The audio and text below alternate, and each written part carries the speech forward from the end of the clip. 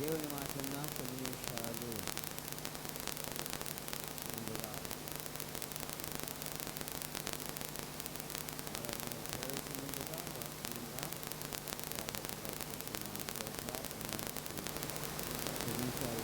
ముందుగా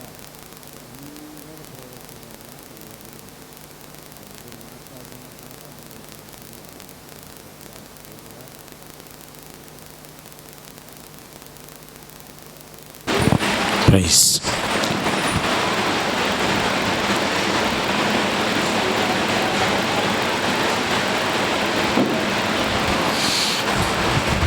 praise the lord. Hallelujah.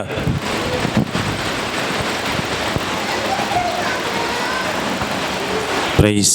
Hello check. Praise. Hallelujah. దేవుని పరిశుద్ధ నామమున మహిమ కలుగును గాక.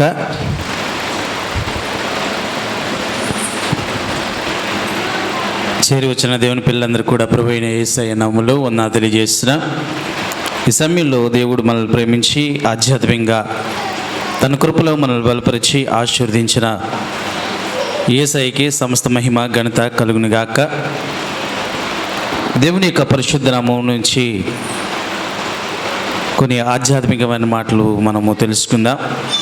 మత్తయి సువార్త 28వ అధ్యాయాన్ని ముందుగా మనము చదివి తర్వాత ముందుకెళ్దాం. మత్తయి సువార్త 28వ అధ్యాయము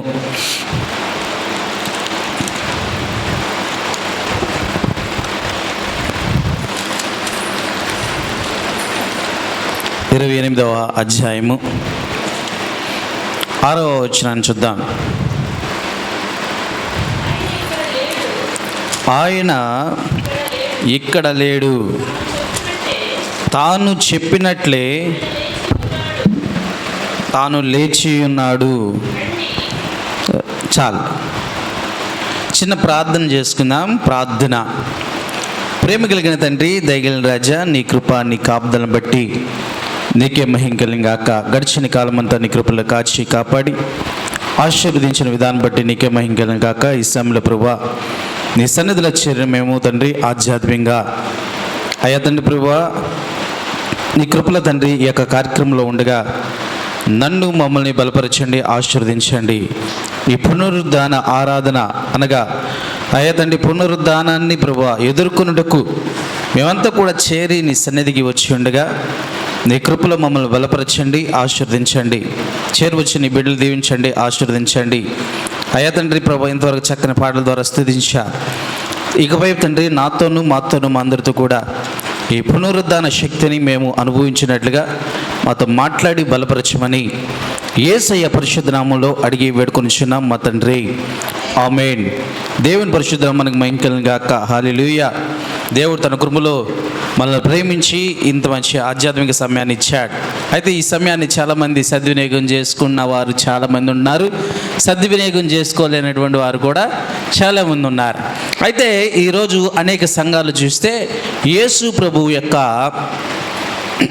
పునరుద్ధానాన్ని శక్తిని పొందుకోవడానికి అనేక మంది సంఘాల్లో చేరి ఆ అనుభవాన్ని, ఆ యేసుక్రీస్తు పునరుద్ధానంలో అయ్యేటువంటి ఆ సందర్భాన్ని ఎదుర్కొంటకు వారంతా కూడా చేరి వస్తూ ఉంటారు. అయితే ఆ రోజు కూడా కొంతమంది వచ్చారు. వచ్చి ఏం చేశారంట, రాత్రంతా మేలుకొని ఉన్నారంట. రాత్రంతా మేలుకొని ఉండి వారు ఏం చేశారంటే సిద్ధపాటు కలిగి ఉన్నారు. ఈరోజు మన సంఘాల్లో కూడా సిద్ధపాటు కలిగి ఉండాలి. చాలా సంఘాల్లో ఇప్పుడు ఇంచుమించుగా ఫుల్ అయిపోయినాయి సంఘాలు కదా. మన సంఘం కూడా చాలా వరకు ఫుల్ అయిపోయింది. హల్లెలూయా. దేవుని నామమున మహిమ కలుగును గాక. అయితే చేరు వచ్చిన వారంతా కూడా ఆశీర్వదింపబడిన వారే. వీరంతా కూడా యేసయ్య కోసము, ఆయన పునరుద్ధానం కోసం ఎదురు చూడటానికి వచ్చినటువంటి వారే. మీరంతా కూడా ధన్యులు. అందరి బట్టి దేవుని నామమున మహిమ కలుగును గాక. ఆ రోజు ఆ స్త్రీలంతా కూడా ఏం చేశారంట, రాత్రంతా సిద్ధపడ్డారు. ఎందుకంటే యేసయ్యని ఎదుర్కొనుటకు. ప్రియులారా గమనించండి. అంటే తర్వాత ఏం జరుగుతుంది అనేది అయితే వేరే విషయం, కానీ ముందు యేసయ్యను చూడాలి. ఆయన సమాధిని చూడాలి, యేసయ్య దగ్గరికి వెళ్ళాలి అని అనేకమైనటువంటి ఆలోచనలు కలిగి ఉన్నారు, తపన కలిగి ఉన్నారు. అయితే ఈరోజు మంచిది, దేవుడు నామమున మహిమ కలుగుగాక. సరే, వాక్యంలోకి వెళ్ళిపోదాం. ప్రియులారా గమనించండి, మనం చదివిన వాక్యాన్ని ఆయన ఇక్కడ లేడు, ఆయన ఇక్కడ లేడు, ఆయన చెప్పిన ప్రకారము లేచి ఉన్నాడు. హల్లెలూయా. ఆయన ఇక్కడ లేడు, ఆయన చెప్పిన ప్రకారము లేచి ఉన్నాడు. లేడు, లేచి ఉన్నాడు. హల్లెలూయా. ఆ లేడు అంటే ఎక్కడ లేడు? ఇక్కడ లేడు. ఇక్కడ అంటే ఎక్కడ?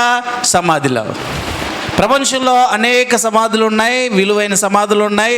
ఆయా మనుషులను బట్టి సమాధుల విలువ ఉంటుంది, రేటు కూడా ఉంటుంది. అంతేకాదు కానీ ఆ స్థలాన్ని బట్టి ఒక స్థలము 1000 కోట్లు ఉంటే ఒక స్థలము 10,000 కోట్లు ఉంటుంది. ఇంకా రకరకాలైనటువంటి సమాధులకు విలువ ఉంటుంది కదా. అయితే ఇవన్నీ కూడా ఎంతో వెల చెల్లించి సమాధులను కట్టుకున్నారు. చక్కగా రకరకాలుగా వారు తోటలు చేసిన వారు ఉన్నారు, కొంతమంది పార్కులు చేసిన వారు ఉన్నారు, కొంతమంది ఒక ఎగ్జిబిషన్ లాగా చేసిన వారు ఉన్నారు. చెన్నైలో కూడా చాలా సమాధులు ఉన్నాయి, ఎగ్జిబిషన్ లాంటి. కలకత్తా కానీ ఇట్లాంటి ప్రదేశాలు, ఇంకా హైదరాబాద్ ఇలాంటి ప్రదేశాల్లో కూడా పెద్ద పెద్ద వారి సమాధులు ఏమున్నాయంటే అవి కూడా ఒక పర్యాటకంలాగా ఏర్పడ్డాయి. అయితే ప్రపంచంలో ఎన్నో ఉన్నాయి, కానీ ఈ సమాధులన్నీ కూడా మూయబడి ఉన్నాయి. హల్లెలూయా. మూయబడి ఉన్నాయి. అయితే ఈ సమాధి మాత్రం మూయబడలే. ఏది? ఆయన ఇక్కడ లేడు అని చెప్పినారే సమాధి, ఆ సమాధిలో మాత్రం లేడు. కనుక వాక్యం స్పష్టంగా చెప్పింది కదా, ఆయన ఇక్కడ లేడు, ఆయన లేచి ఉన్నాడు. హల్లెలూయా. ఈయన ఎవరు చెప్పండి? లేచినటువంటి వ్యక్తి. ఈయన చనిపోయాడు కానీ మృతుడైతిని, కానీ నేను సజీవుడును అంటాడు. మృతుడైపోయాడు ఈయన, కానీ మృతుడే కానీ సజీవుడు. కనుక ఇప్పుడు ఎవరు చెప్పండి? చనిపోయిన వ్యక్తి కాదు, నిజంగా చనిపోయి తిరిగి లేచినటువంటి వ్యక్తిగా మన ముందు ఆయన ప్రత్యక్షపరుచుకుంటున్నాడు. హల్లెలూయా. కనుక ఈరోజు గమనించండి, దేవుని సన్నిధిలో ఉన్న మనము కొన్ని ఆధ్యాత్మికమైనటువంటి విషయాలు కొంచెం క్లుప్తంగా మనము తెలుసుకుందాం. ఇక్కడ కనుక గమనించినట్లయితే యేసు ప్రభు మరణించాడు, సమాధి చేయబడ్డాడు, తిరిగి లేచాడు. ఈ క్రమంలో ఏం జరిగింది అనేది మనం అర్థం చేసుకుంటే, మరణించాడు, సమాధి చేయబడ్డాడు, లేచాడు. మరణించిన వ్యక్తి ఏమయ్యాడు? సమాధి చేయబడ్డాడు. సమాధి చేయబడ్డిన వాడు ఏమయ్యాడు? తిరిగి లేచాడు. అయితే అందరూ మరణిస్తున్నారు, సమాధి చేయబడుతున్నారు, తిరిగి లేస్తున్నారంటే లేదు. ఇంతవరకే మరణిస్తారు, సమాధి చేయబడతారు, తిరిగి లేకపోవడరు. అయితే ఈయన మాత్రం మరణించాడు, సమాధి చేయబడ్డాడు, తిరిగి లేచాడు. హల్లెలూయా. ఈ మూడోది ఫుల్ఫిల్ చేసినటువంటి వ్యక్తి ఎవరు? ఈయనే. ఈ ప్రపంచంలో ఎంతోమంది ధనికులు ఉన్నారు, ఎంతోమంది డబ్బులు ఉన్నవారు ఉన్నారు, నాయకులు, రాజులు, అనేక మంది గొప్ప వారు ఉన్నారు, పలికబడిన వారు ఉన్నారు, పేరుగాంచిన వారు ఉన్నారు, దేవుళ్ళు అనబడేవారు ఉన్నారు. కానీ ఎవరు కూడా చనిపోయారు, సమాధి చేయబడ్డాడు, తిరిగి లేచాడు. ఎవరికి లేదు, ఈయనకే. అందుకే ఈయన ఎవరు చెప్పండి? ఎవరు? శక పురుషుడు. హల్లెలూయా. ఈయన యుగ పురుషుడు. శక పురుషుడన్నా ఈయన అనాలి, యుగ పురుషుడన్నా ఈయన అనాలి, చరిత్రకారుడన్నా ఈయన అనాలి. అంతేకాదు కానీ చరిత్ర ఎప్పుడైనా ప్రస్తావించినా కూడా ఈయన్నే ప్రస్తావిస్తారు, ఇంకెవరు ప్రస్తావించరు. ఎందుకు? క్రీస్తు పూర్వం, క్రీస్తు శకం. ఎందుకంటే ఈయన ఎవరు? అసమానుడు. ఈయన చాలా గొప్ప వ్యక్తి. ఇది ఎంత గొప్ప వ్యక్తి అంటే మరణించి తిరిగి లేచిన వ్యక్తి. అందుకే ఈయన చరిత్రలో నిలిచిపోయాడు. హల్లెలూయా. కనుక ప్రియులారా గమనించండి, ఈ మూడోది ఏదైతే ఉందో అది చాలా గొప్పది. అది చాలా గొప్పది. ఎందుకు అంటే ఆయన ఏం చేశాడురా అంటే ఎవరు చేయలేనిది చేశాడు. ఈయన ఏం చేశాడు అనేది మనం అర్థం చేసుకుంటే 1 కొరింథీయులకు రాసిన పత్రిక చూడండి. 1 కొరింథీయులకు రాసిన పత్రిక 15వ అధ్యాయము.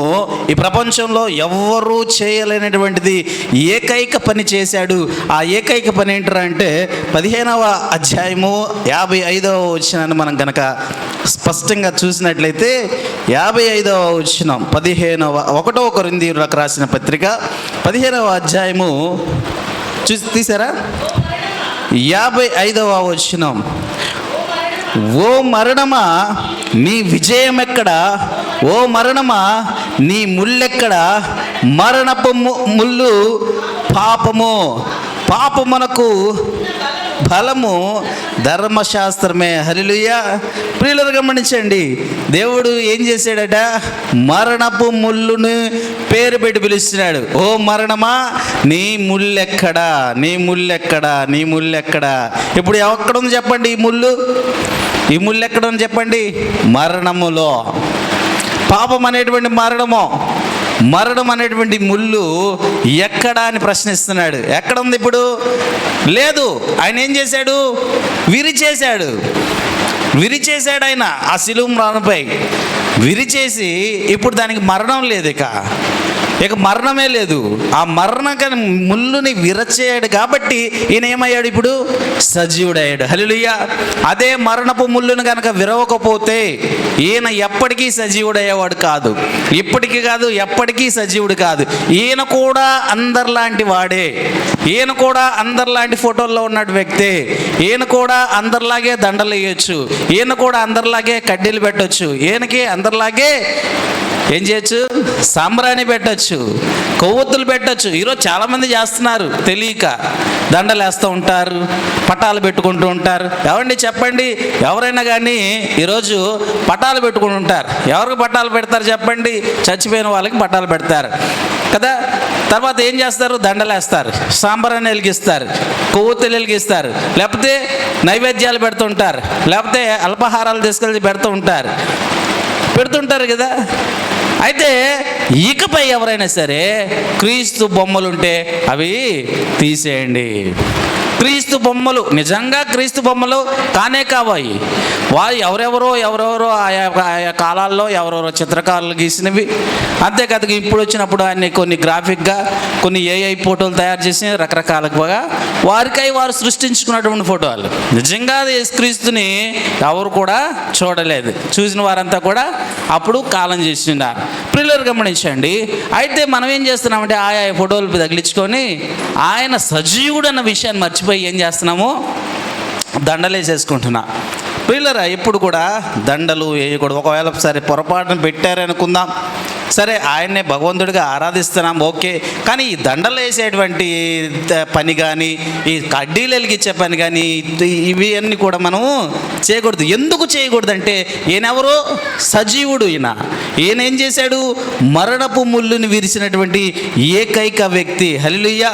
ఈ మరణపు ముళ్ళుని విరిచి, మరణమా నీ విజయం ఎక్కడా? మరణానికి విజయం లేదు. ఇప్పుడు ఏమైపోయింది? మరణంకి అపజయం వచ్చేసింది. విర్రవీగుతుంది మరణం. ఎప్పటి నుంచి? ఆది నుంచి అవ్వాదాములకి మరణం ప్రాప్తించింది. ఆ ఏదైనా తోటలో తినొద్దు అన్న పండును తిన్నారు, మరణాన్ని కొని తెచ్చుకున్నారు. అప్పటి నుంచి కూడా మరణం వస్తానంది, వెళ్తానే ఉంది, ఏళ్తూనే ఉంది. అయితే ఇప్పుడు కూడా మరణం వెళ్తానే ఉంది.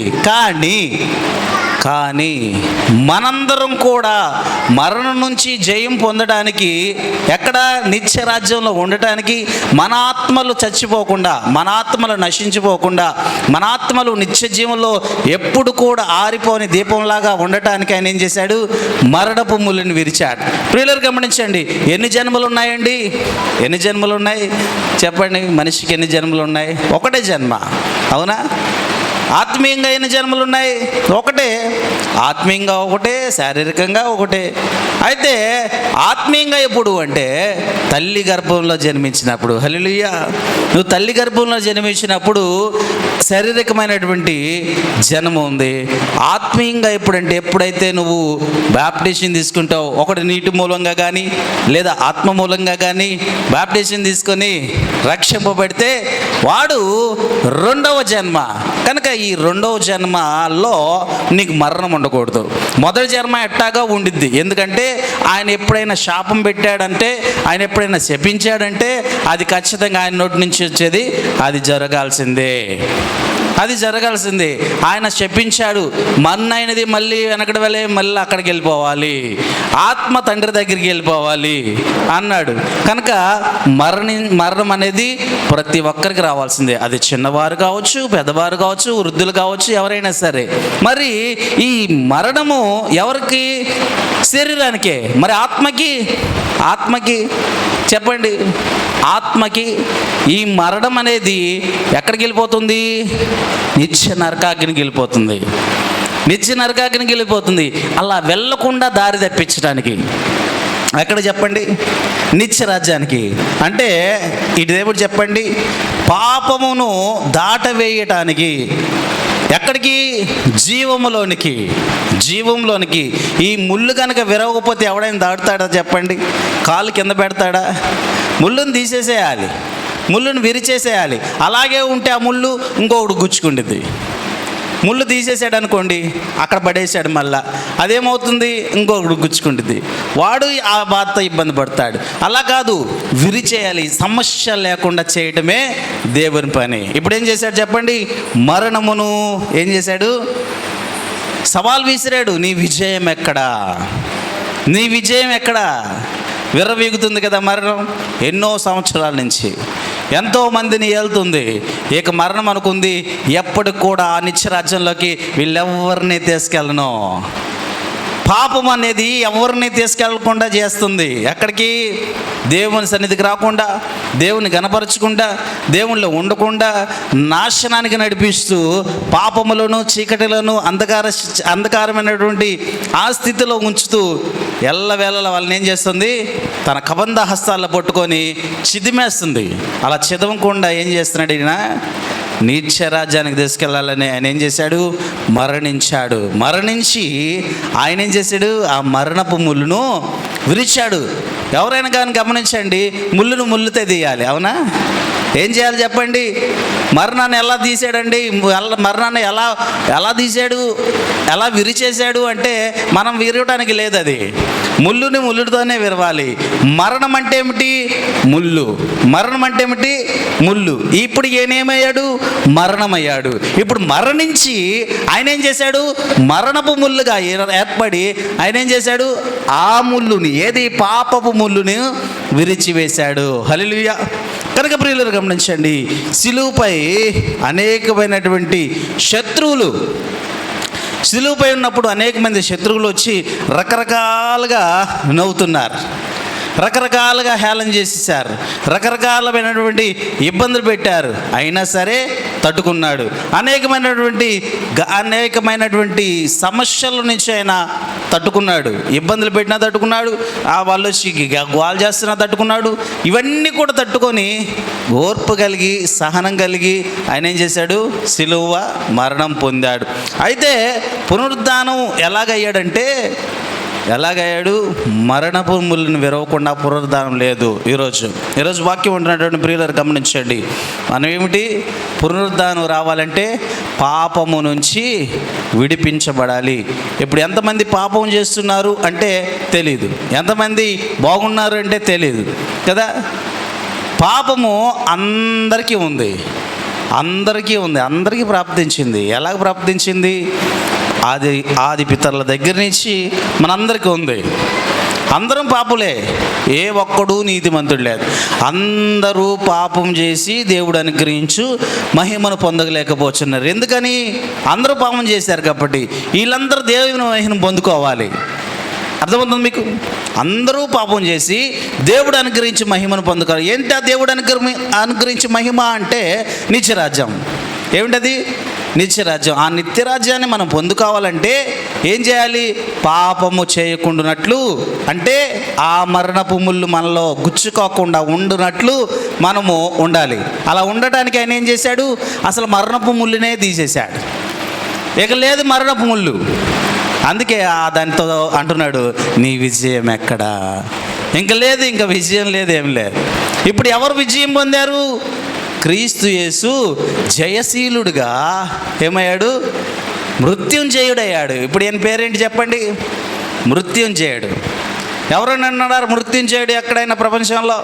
ఎవరు లేరు. ఈయనే మృత్యుంజయుడు. కనుక పునరుద్ధానము మనకేం చెప్తుంది అనేది ప్రశ్న. ఈరోజు పునరుద్ధానాన్ని తెలుసుకున్నటువంటి అందరూ కూడా ఏం చెప్తుంది పునరుద్ధానం? క్రీస్తు చనిపోయి లేచి మనకేం చెప్పాలనుకుంటున్నాడు? ప్రియులారా ఆలోచించండి. సమస్యలు ఉంటాయి, బాధలు ఉంటాయి, ఇబ్బందులు ఉంటాయి, ఎరుకులు ఉంటాయి. ఇవన్నీ కూడా ఏం చేయాలి? ఇవన్నీ కూడా యేసుక్రీస్తు సిలువలో చనిపోయి అవన్నీ కూడా వాటిని ఏం చేశాడు? పాతి పెట్టేశాడు. ఇప్పుడు మనకేమిటి? సమాధానము, శాంతి, నెమ్మది, ప్రశాంతత ఆయన సిలువ చాటున, ఆయన సిలువ నీడలో మనకు నెమ్మది. ఆయన యొక్క సిలువ సమాధి ఏంటిది? ఒక గొప్ప చెప్పాలంటే అది ఒక ఎలా చెప్పొచ్చు అంటే మనకి అది ఒక సమాధి చేయబడ్డ తర్వాత, చాలామంది సమాధి చేయబడ్డాడు, తిరిగి లేచాడు అంటే మనం ఏం చేయాలి? మన యొక్క బాధలు, మన సమస్యలు, మన ఇబ్బందులు ఇవన్నీ కూడా ఏం చేయాలి? మనం కూడా సమాధి చేసేయాలి. సమాధి చేసేసి మనం ఏం చేయాలి? వాటిని పాతి పెట్టేసేయాలి. మన సమస్యలు కావచ్చు, బాధలు కావచ్చు, ఇబ్బందులు కావచ్చు, ఎరుగులు కావచ్చు, ఇవన్నిటిని పాతి పెట్టేసి మనం ఏం చేయాలి? క్రీస్తుని వల్లే ఎలాగైతే అని స్వచ్ఛంగా ఆ పాపాన్ని, శాపాన్ని తీసేసి మళ్ళీ ప్రశాంతంగా ఆయన ఎలాగైతే మళ్ళీ నూతన జీవాన్ని పొందుకొని మళ్ళీ నూతన శరీరాన్ని ధరించుకొని ఎలాగైతే తిరిగి లేచాడో అలాగ మనం కూడా పవిత్రతగా ఉండాలి. ప్రియులు గమనించండి, ఆయన నూతన శరీరాన్ని ధరించుకున్నాడు. అవును, నూతన శరీరాన్ని ధరించుకున్నాడు. పాత శరీరం కాదు ఇప్పుడు, అది నూతన శరీరం. అది ఎలా ఉంటుందంటే మనిషిలాగే ఉంటుంది, మనిషి శరీరంగా ఉంటుంది. కానీ అదేంటిదట? మహిమ శరీరము. ఏమిటి చెప్పండి? మహిమ శరీరం. ఈ మహిమ శరీరము అమాంతము ఎక్కడికి వెళ్ళిపోతుంది? దేవుని సన్నిధికి వెళ్ళిపోతుంది. అందరిలాగే మాట్లాడతారు, అందరిలాగే ఉంటారు, అందరిలాగే చూస్తారు, అందరిలాగే ఉంటారు. అయితే ఈ శరీరాన్ని ఏం చేస్తారు? అలాగే మనం ఎత్తబడతాం. ఈరోజు మనం కూడా అలా ఎత్తబడే జాబితాలో ఉండాలి. అలా ఎత్తబడే జాబితాలో ఉండాలి. ఒకరోజు ఆయన సమాధి నుంచి తిరిగి లేచినప్పుడు అనేక మంది ఆయనతో కూడా లేచారు. అలాగే దేవుడు రెండో రాకడలో వచ్చినప్పుడు మనం కూడా అలాగే లేపబడతాము. అలా ఎలా లేపబడతాము అంటే మన శరీరాలు, ఈ ఇహలోకమైనటువంటి శరీరాలన్నీ విడిచేసి మహిమ శరీరాలు ధరించుకుంటాం. హల్లెలూయా. మహిమ శరీరాలు ధరించుకుంటాం. మన పాప స్వభావంతో ఉన్న ఈ శరీరాలు ఏవైతే ఉన్నాయో, ఈ మట్టి శరీరాలు ఏవైతే ఉన్నాయో అవన్నీ కూడా విడవబడతాయి. మహిమ శరీరాలు ధరించుకుంటాం.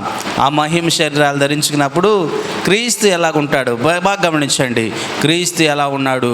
అవును, ఆయన మనిషిలాగే ఉన్నాడు. ఒకరోజు ఏం జరిగింది? ఆ రోజు ఏం జరిగింది? యేసుక్రీస్తు లేచి శిష్యుల మధ్యకి వచ్చేసాడు.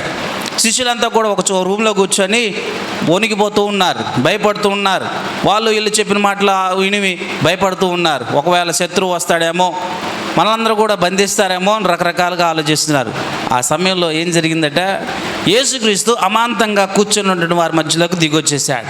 వచ్చేసేస్తే వారు ఆశ్చర్యంగా చూశారు, భూతం అనుకున్నారు, దెయ్యం అనుకున్నారు.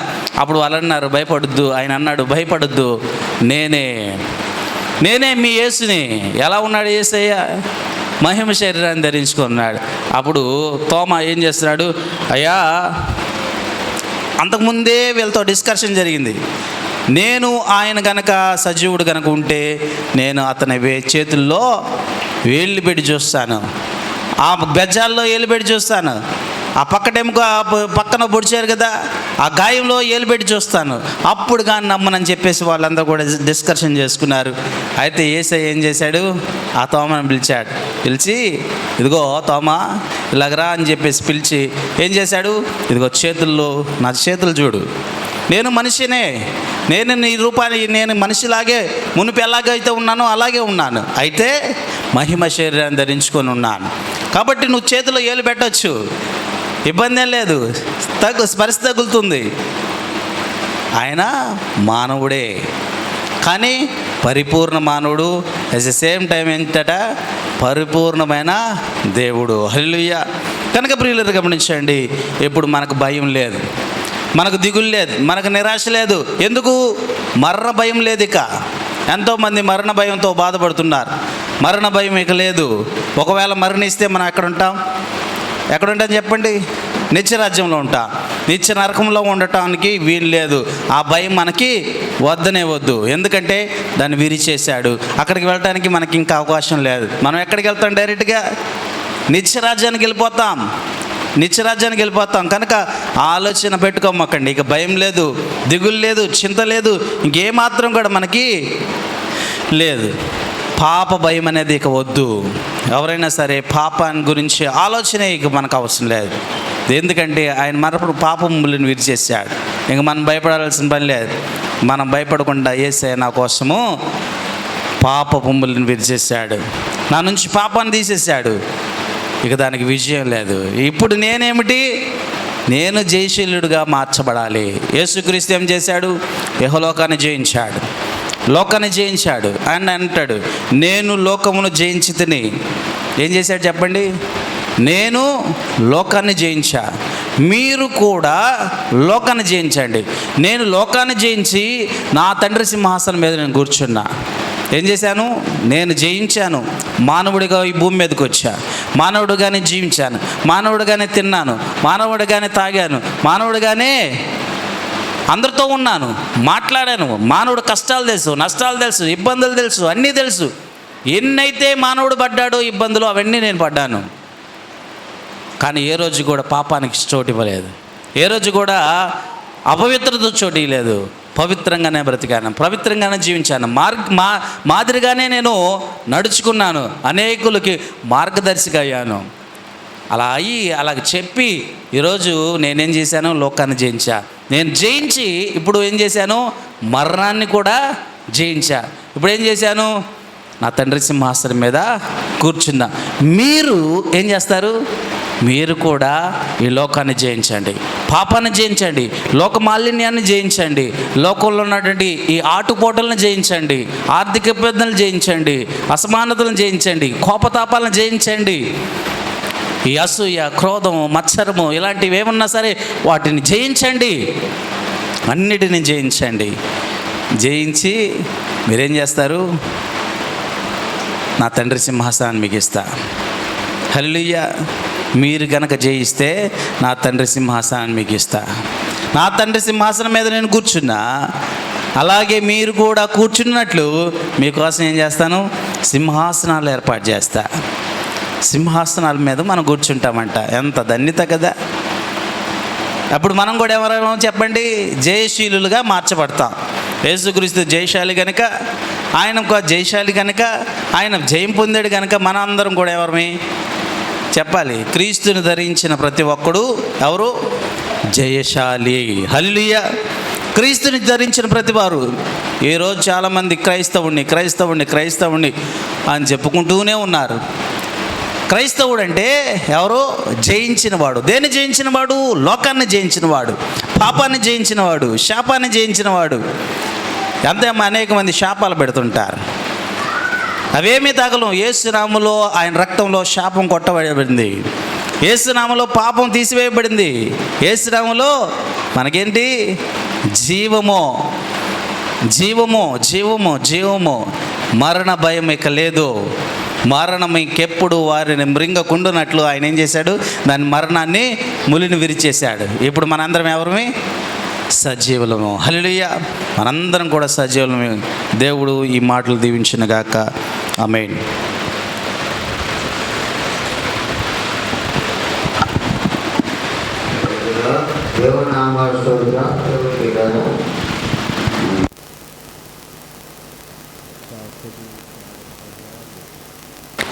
మరణాన్ని జయించి ఆయన పునరుద్ధానం లేబోతున్నాడు కనుక ప్రతి ఒక్కరు కూడా పునరుద్ధానాన్ని ఆరాధన జ్ఞాపకం చేసుకుందాం. దేవుని బిడ్డలారా, జ్ఞాపకం చేసుకున్న ఈ మాట, యేసుక్రీస్తు శుక్రవారము శ్రమలు పొంది రక్తం చిందించి మరణించిన తర్వాత జరిగింది ఏంటంటే, 6 గంటలకు అరిమతి అయినటువంటి ఒక భక్తుడు అనేక మంది ప్రభువు దేహమేమని అధికారి అయినటువంటి పొంతి పిలాతు అయినటువంటి పిలాతు దగ్గరికి వెళ్ళి తీసుకుని వచ్చి సమాధి చేశారు. తర్వాత సమాధి ముందర ఒక రాయి ఉంచారు. చీకటపడింది కనుక తొందరగా విశ్రాంతిని ప్రవేశించింది కనుక వారు చేసింది ఏంటంటే, సమాధిలో యేసు ప్రభువును ఉంచి సమాధి ముందర రాయి ఉంచారు. ఈ ఈ సమాధి ఎవరు ఎన్నడన సమాధిలో ఉంచాల. ఈ సమాధి ఎవరిదంటే అరిమతి అయినటువంటి యేషోబు తన కొరకై ముందుగా సిద్ధపరుచుకున్నాడు. ఆ కాలంలో ఏం చేస్తారంటే సమాధులు ముందుగా సిద్ధపరుస్తారు. ముందుగానే ఎలాగుంటాడు సమాధి? ఒక రాతి సమాధి, రాతిలో తొలిసిన సమాధి అంటది. ఏ సమాధి? రాతి అనే కొండలో రాయి ఉంటుంది కదా, రాతిలో తొలిసిన సమాధి, కొత్త సమాధి. యేసు ప్రభు నుంచిన సమాధి అంటే కొత్త సమాధి, రాతిలో తొలిసిన సమాధి. కనుక ఎవరునూ ఆ సమాధిలో ఎన్నడూ ఉంచాల.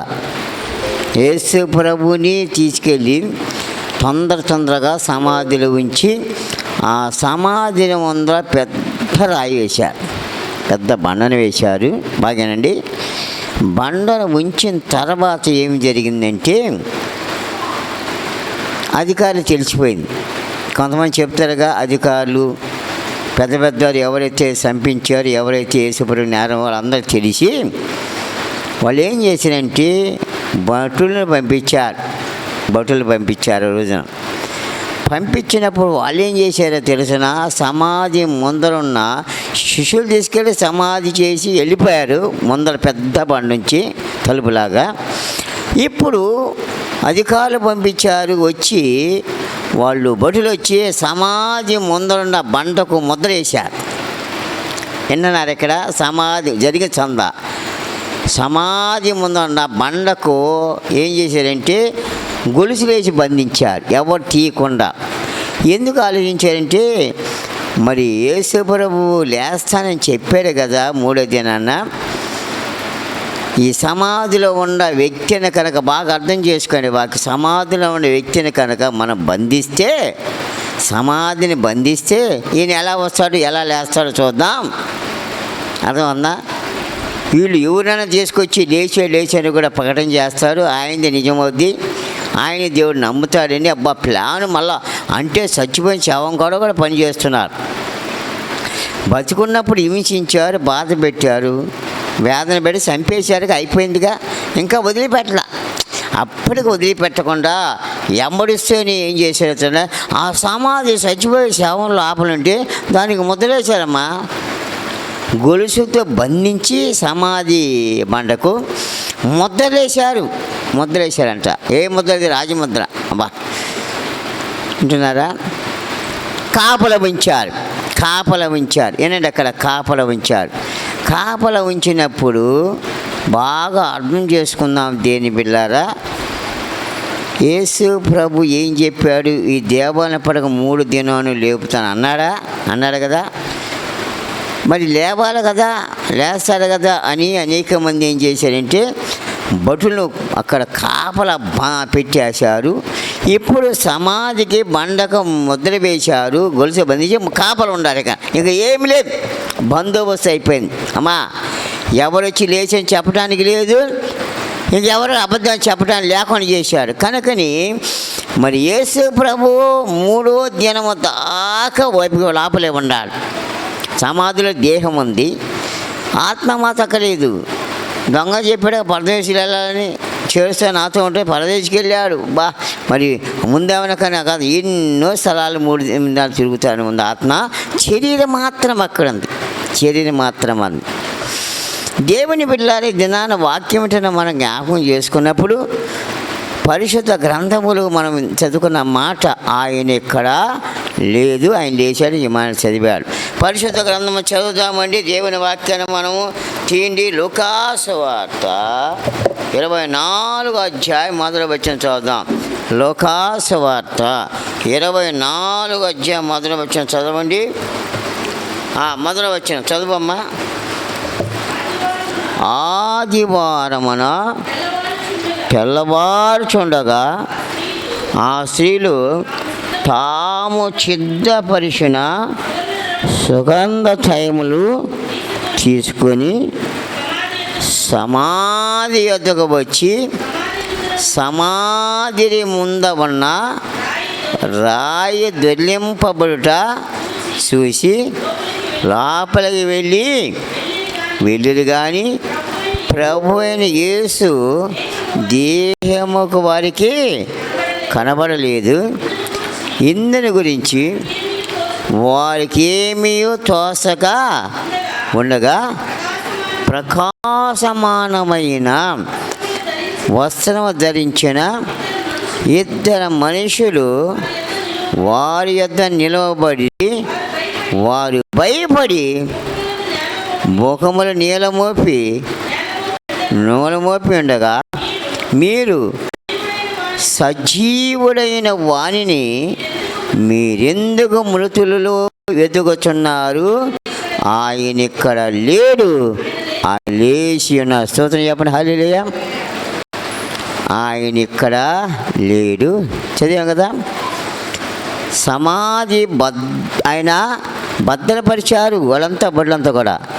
కానీ ఏమి జరిగింది ఆ రాత్రి అంటే, మూడో దినము ప్రవేశించే ముందుగా 12 గంటలు దాటితే కదా మూడో రోజు వచ్చేది, ఆదివారం.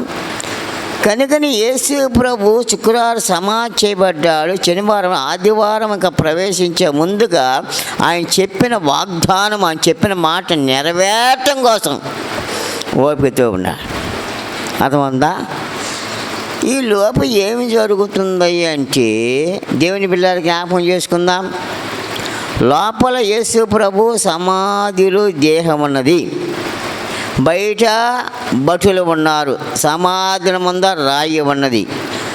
అయితే దేవుని పిల్లల 12 అయ్యే లోపు కూడా జ్ఞాపకం చేసుకున్నప్పుడు సాతానుడంట ఆ బండ ముందు నిలబడాడంట. మాయండి, సమాధి ముందు నిలబడి పక్క నవ్వుకుంటున్నాడు. వింటున్నారు? ఇక్కడ తెలియవు.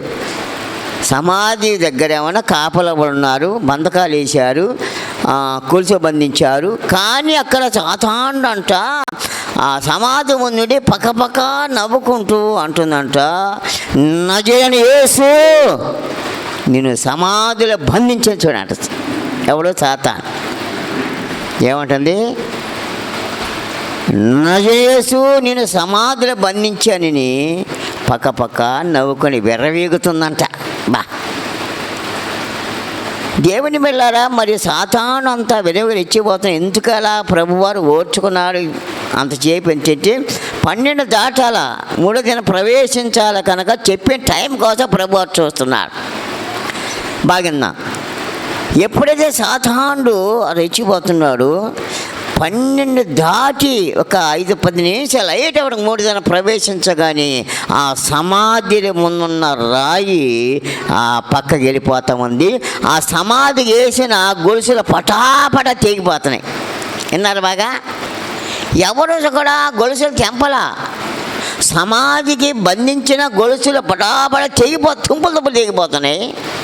సమాధిలో ఉన్న ముందున్న రాయి పక్కకి వెళ్ళిపోతా ఉన్నాడు. పక్కకి వెళ్ళిపోతుంది. ఎవరికి కొట్ట అసలు ఎవరు బండను త్రోసివేస్తున్న దేవదూతల స్తోత్ర.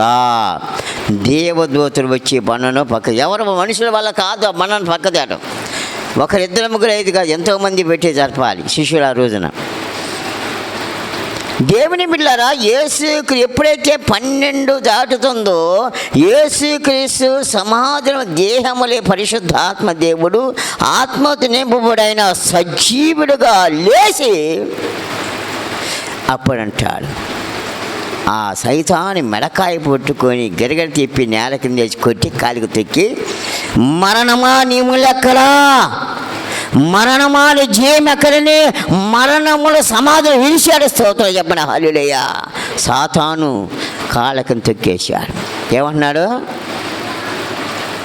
మరణమా నీ ముళ్ళెక్కడ, మరణమా నీ జయం ఎక్కడని మూడో దినం ప్రవేశించగాని ఆ ఆది వచ్చిన ప్రభా 12 దాకా మరణములే సజీవు, నేను నాకు మరణము లేదు. మనిషి కుమారుడుగా వచ్చాడు, మనిషి కుమారుడుగా శ్రమలు పొందాడు, మనిషిగా రక్తం చెందిన శిలో మరణించాడు. కానీ ఇప్పుడు సజీవుడైన దేవుడు, మరణమును జయించి పునరుద్ధానం లేచిన దేవుడు యేసుక్రీస్తు. కనుక దేని బిళ్ళరా, ఇప్పుడు సమాధిలో ఉన్న ప్రభువారు సజీవుడిగా బయటకు వచ్చేసే స్తోత్ర. సజీవుడిగా బయట ఎందుకు వచ్చాడంటే చచ్చిపోయి లేచినాడు స్వామి ఇక్కడ ఏంటో వాళ్ళిద్దరు వాళ్ళు ముగ్గురు ఏంటో వాళ్ళ కదా. చచ్చిపోయి లేచినాడు స్వామి భక్తుల కగపడినాడు. సచ్చినాను నన్ను లేపుతాడు, సచ్చినాను నన్ను లేపుతాడు. సావు అంటే భయపడరాదు, లేచినాడు రా సమాధి గెలిచి. యేసు లేచినాడు రా సమాధి గెలిచినాడు రా యేసు. లేచునను తను చెప్పినట్లు, లేచునను తను చెప్పినట్లు, లేఖనములో పలికినట్లు, లేఖనములో పలికినట్లు, లేచినాడు రా సమాధి గెలిచినాడు రా యేసు. పాప భారము లేదు మనకు, మరణ భయము లేదు మనకు. పాప భారము లేదు మనకు, మరణ భయము లేదు మనకు. నరక బాధ లేకు మనకు, నరక బాధ లేదు మనకు. మరణమంటే భయము లేదు, లేచినాడు రా సమాధి గెలిచినాడు రా యేసు. లేచినాడు రా సమాధి గెలిచినాడు రా యేసు. ఏమిని బిళ్ళారా, యేసుక్రీస్తు ఈ దేవాలయం పడక 3 దినం ఎలాగ వాగ్దానం చేశాడు, అదే ప్రకారం యేసుక్రీస్తు 3 దినాల సమాధిలో ఉండి ఆ 3వ దినాన ఆ సమాధిలో ఉన్న ప్రభువారు ఆ మరణములను సమాధులు విడిచేస్తూ చెప్పండి. ఎక్కడ విడిచాడు? మరణమ ముళ్ళుని ఎక్కడ విడిచాడో సమాధులు విడిచాడు. మరణమా నీ ముళ్ళెక్కడా, నీ చెమకని సమాధులు విడిచి ఏమన్నాడు? నేను సజీవుని. స్తోత్రం చెప్పండి. నేను సజీవుని, నాకు మరణము లేదు. కనుక దేవుని బిడ్డలారా, యేసుక్రీస్తు ఎవడంటే సజీవుడు. యేసుక్రీస్తు ఎవరంటే పునరుత్థానుడు. యేసుక్రీస్తు ఏమంటే మరణాన్ని జయించినవాడు. యేసుక్రీస్తు నిత్య మనతో ఉండే దేవుడు. స్తోత్రం చెప్పండి. యేసుక్రీస్తు ఉన్నవాడు అనువాడు చూస్తున్న దేవుడు, కాసిన దేవుడు. ఎలాగ ఉన్నాడంటే ఆయన మరణించాడు, సమాచేపడ్డాడు, 3 దినాలు ఉన్నాడు, 3 పునరుద్ధానం లేచాడు. నేను సజీవన్న ప్రభు అని ఎప్పుడు ఉన్నవాడు. స్తోత్రాలు అంటే చెప్పండి, ఎప్పుడు బ్రతికి ఉన్న దేవుడు, ఎప్పుడు కూడా బ్రతికి ఉన్న దేవుడు. ఎవరు చెప్పారా మాట? దేవదూతలు చెప్తున్నారు. తెల్లవారుచుండగా పెందల కాడు వచ్చారంట సమాధి దగ్గర. స్త్రీలంతా పెందల కాడు వచ్చి ఎతుకుతున్నారు యేసు ప్రభు దేహం. చూస్తే ఆశ్చర్యపోయారు. ఆ ముందర రాయలేదు, వాడు రాగానే బండ లేదంట. బండ లేదు. ఏమైపోయింది బండ? అమ్మా శనివారం అంతా బండను పెట్టాం కదా, ఏమైపోయింది? టెన్షన్ ఆడవాళ్ళంతా ఎలా చేయాలి అనుకుంటున్నప్పటికల్లా యేసుక్రీస్తు లోపలికి చూస్తే యేసుక్రీస్తు దేహం అక్కడ లేదు, ఆయన వస్త్రాలే మాత్రమే కనిపిస్తాయి. అప్పుడు కుడివైపున అక్కడ వెనపడిన దేవదూతలు కనిపిస్తున్నారు. 2 మనుషులు తెల్లని వస్త్రము, మహిమగల వస్త్రాలు ధరించి, అమ్మా ఎవరినో ఎదుగుతున్నారు? ఎవరినో? శిలువలో రక్తము చిందించి మరణించి సమాజంలో యేసుని ఎదుగుతున్నారా? ఎందుకు ఆయన మృతుల్లో ఎత్తుకుతున్నారు? ఆయన ఇక్కడ ఉన్నాడా? చెప్పలేదా? లేచాడు చెప్పాడు. మీరు నమ్మలేదా? ఎవరిని ఎత్తుకుతున్నారు మీరు? మృతుల్లో సమాధిలో ఉంటాడు ఆయన. లేఖనం నెరవేరబడినట్టుగా ఆయన 3వ దినం లేచాడు. ఆయన సజీవుడు. దేవతలు సాక్ష్యం చెప్తున్నా ఆయన లేచాడు. ఏం లేడు చూడు కానీ ఖాళీ సమాధి. ఏ సమాధి అంటే ఖాళీ సమాధి. దేవుని బిడ్డలారా జ్ఞాపకం చేసుకుందాం.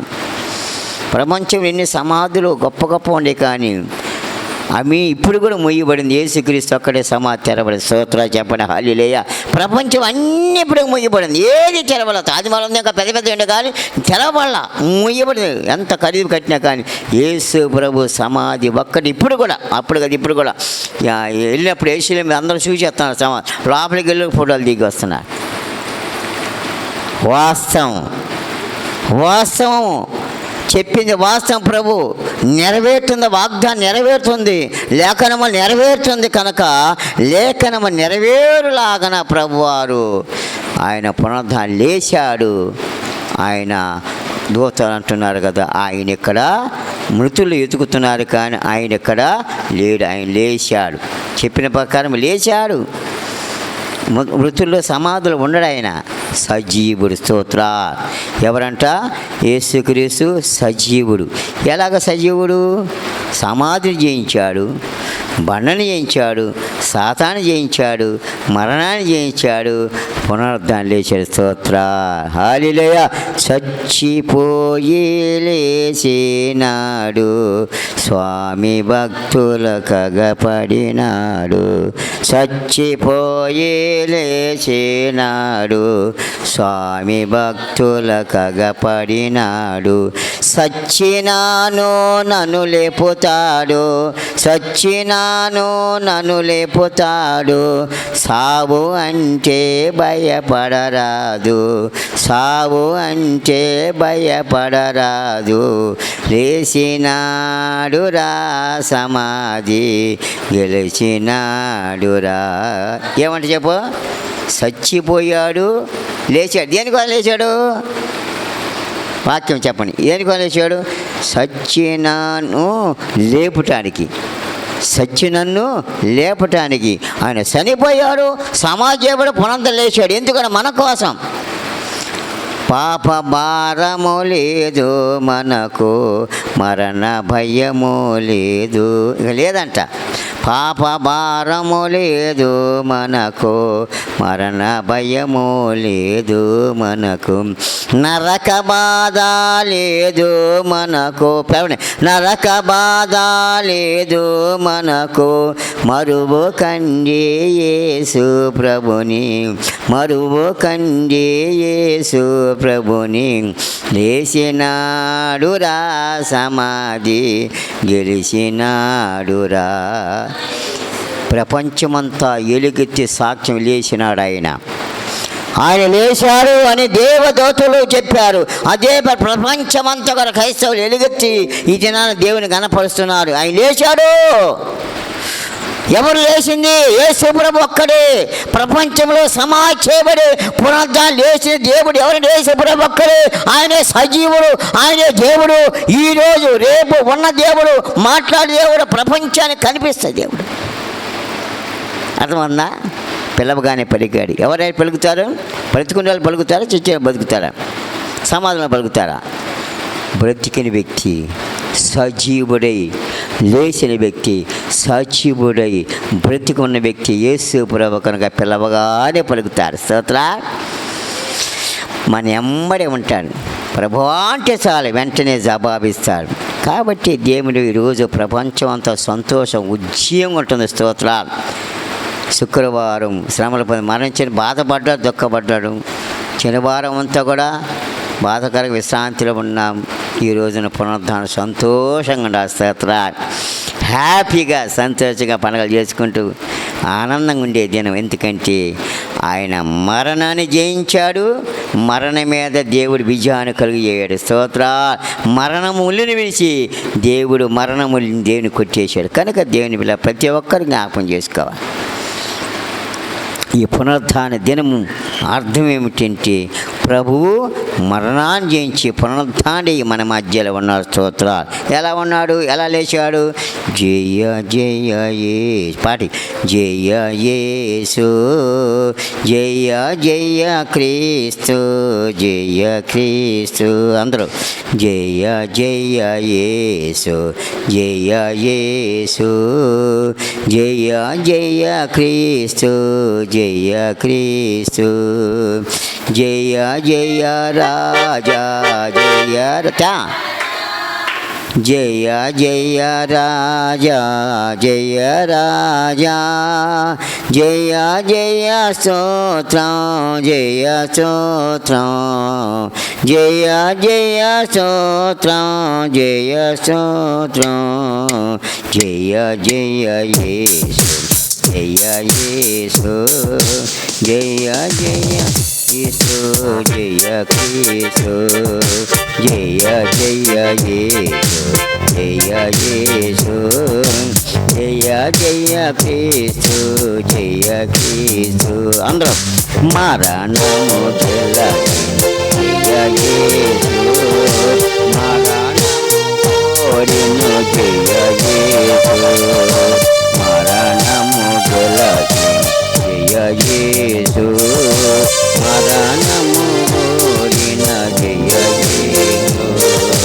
మరణము జయ యేసు మరణము కోరిన జయ యేసు జయ జయ రాజా జయ రాజా జయ జయ రాజా జయ రాజయ జయ జయ స్తోత్రం జయ స్తోత్రం జయ జయ స్తోత్రం జయ స్తోత్రం జయ జయ యేసు జయ యేసు జయ జయ క్రీస్తు జయ క్రీస్తు సమాధి గెలచిన జయ యేసు సమాధి ఓరిను జయ యేసు సమాధి గెలచిన జయ యేసు సమాధి ఓరిను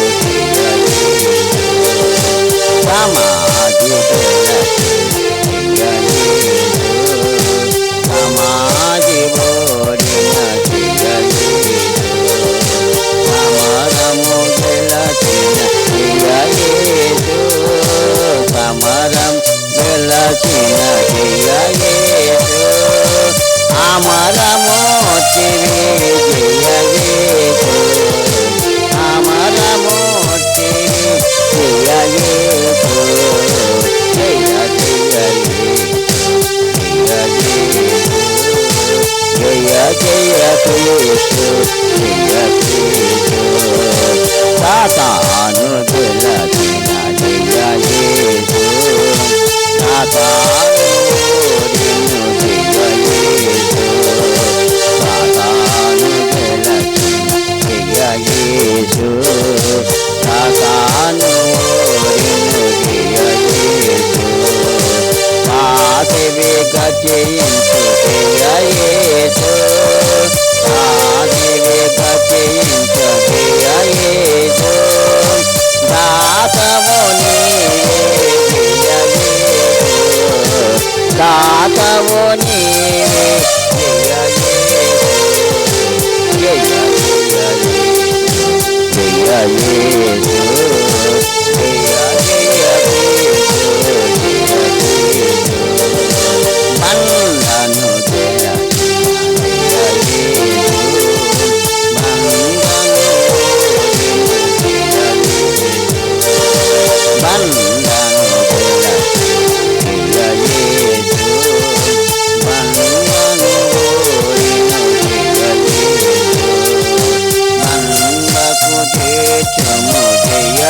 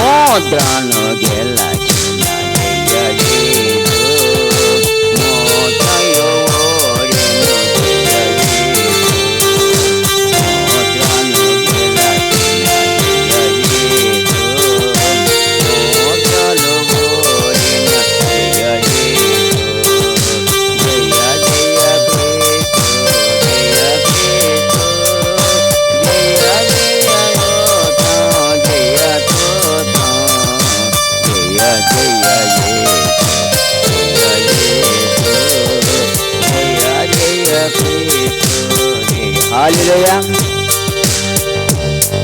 దేవుని బిడ్డలారా జ్ఞాపకం చేసుకొని అందరూ ఉత్సాహంగా సంతోషంగా ఉండే దినం, నిద్రపోయే దినం కాదు. ఇప్పుడు నిద్రపోతున్నాడు ఇళ్ళ హాయిగా. ఆయన ఏమన్నా సమాధి చేయబడ్డాడు 3 రోజుల క్రితము, సమాధిలో ఉండి 3వ దినం లేస్తున్నాడంటే ఒకవేళ చెబుతాం మన బంధువులు చుట్టాలు ఎవరైనా చచ్చి లేవలే లేచాలంటే రాత్రి నిద్రపోతారా? ఎవడన్నా మన మందుల పెద్దలు ఎవడన్నా చచ్చిపోయాడు అనుకో, ఒరే మనవాడు లేస్తున్నాడంటే నిద్రపోతారు, రాత్రి అంతా పడుకోడు ఆడబోయే కదా. అంటే యేసు ప్రభు మీద ప్రేమ లేదు. ఆయన వచ్చినా పడవలేదు, లేచిన పడ అనుకుంటే తప్పక. కనుక దేన్ని ఎవరు అట్ట అనుకోబాకండి. యేసయ్య మన కోసం మరణించాడు, మన కోసం శ్రమలు పొంది, మన కోసం పునరుద్ధరణ లేచాడు. ఆయన కోసం కాదు, మరణములను వీటంగా లేచాడు. మరణములను విషయాల సమాధులు మరణం అనే విజయాన్ని కలుగు చేశాడు. కనుక అది గుర్తు చేసుకొని అంటే ఉండలేం మనం ఇట్లా కదా. నిద్రపోతామా? ఆనాడు స్త్రీలంతా నిద్రపోయారా? పెందలకాడ చీకటి ఉన్నప్పుడు సమాధి దగ్గరికి వచ్చారంట. అమ్మా ఏమంట? ఎప్పుడు వచ్చారా? పెందలకాడ చీకటి ఉన్నప్పుడు వచ్చా. అంటే ఇప్పుడు చెప్పండి, మీరు నాకు అర్థం చెప్పండి. శనివారం సిద్ధపడితేగా అప్పటికప్పుడు రాగలుగుతారా? పెందలకాడ పరిగెత్తారా? వాళ్ళు ఏం చేసుకోవచ్చు? సుగంధ దైవం తీసుకొని ప్రభు పీఠానికి వచ్చారు దేహానికి. అబ్బా ఎంత కదా. సుగంధ దైవాలు తీసుకున్నారు, విలువ కలిగిన తీసుకొని ప్రభు దేహాన్ని పీఠానికి వచ్చారు.